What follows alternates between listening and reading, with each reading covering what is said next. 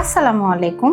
কোমর ব্যথা বা পিএলআইডি আমাদের অনেকেরই দৈনন্দিন জীবনের একটি বড় সমস্যা। ভারী কাজ করা, দীর্ঘ সময় বসে থাকা, হাড় ক্ষয় হওয়া ইত্যাদি কারণে এই সমস্যাটি হয়ে থাকে। আমাদের কোমরের দুটি হাড়ের মাঝখানে থাকা ডিস্ক যখন স্লিপ করে নার্ভে চাপ সৃষ্টি করে তখন তাকে পিএলআইডি বলে। এই জটিল সমস্যার চিকিৎসায় আমরা ওজন থেরাপি প্রয়োগ করি, যার মাধ্যমে স্লিপ করা ডিস্ক ধীরে ধীরে সংকুচিত হয়ে স্বাভাবিক অবস্থায় ফিরে আসে এবং নার্ভের চাপ কমে যায়। আবার ডিস্ক স্লিপের ফলে কোমরের মাংসপেশি শক্ত হয়ে মাসল স্পাজম হয়। সেটি নিরাময়ে আমরা আকুপাঞ্চার থেরাপি ব্যবহার করি।